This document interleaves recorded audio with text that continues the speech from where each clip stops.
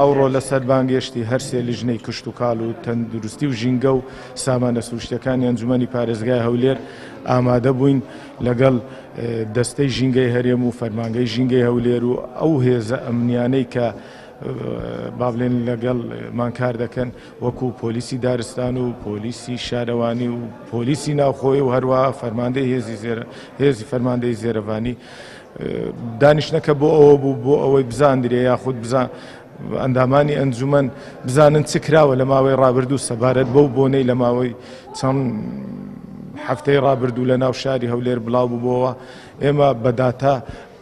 کارەکانمان خستە بەردەم بەڕێزیان بۆمان ڕوونکردنەوە کە چەند پاڵاوگە لە شاری هەولێر هەیە نزیکەی 200 پاڵاوگە لە کوردستان هەیە 120 پاڵاوگە تەنها لە دەوروبەری شاری هەولێر هەبووە پێش ساڵی 2014 و ساڵانی ڕابردووە پاڵاوگانە هەبوونە لە کوردستان بۆ ئەوەی بتوانن ئەو پێداویستی خەڵک و پێداویستی بازار دابینکەن لە نەفت و گاز و بنزین و ئەو جۆرە شتانە لەبەر ئەوەی تەنها دوو پاڵاوگە لە کوردستان هەبووە ئەو دوو پاڵاوگەیەش کە نەیتوانیا وەکو پێویست با بڵێن ئەو بۆشاییانە پڕ بکاتەوە بۆیە ئەوە واقع و با بڵێن زروفی ئەو کاتی کوردستان فەرزی کردیا هەر کاتێکیش ئەگەر توانرا ژمارەی پاڵاوگە ڕسمیەکان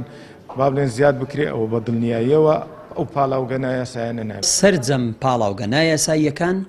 کەسی هەژار و هاوڵاتی سادە نین هەر هەمان کەسانی دەستڕۆیشتیانەوە لە پشتا ئەمانەی کە داخراون و سەرجەمێک بڵین مەزموعێکی تریشان ماوە داخرێن بە فعلی هیچ پاڵاوگەیەک نییە کەسێکی بەرپرسی لە پشتیەوە نەبێ یاخود بە فەرمانی کەسێکی بەرپرسەوە نەبێتن بۆیە هەروەکو ئاماژەش پێکرا لەلایەن هەندێک لەو بەڕێزانێک کە بوونیان هەبوو لەوێندەر توانە و دەسەڵاتی ئەویان نییە هەندێکیان دابخرێ ئەمە حاڵەتێکە بۆ تەواقع لە ناو ئێمە بۆتە دیاردە هەر ئەمە نیە سەدان دۆنم زەویتر لە کشت و کاڵ لە شارەوانی لەلایەن کەسانی بەرپرسەوە دەستڕۆیشتووەوە بۆ مەرامی شخصی بەکاردێنرێ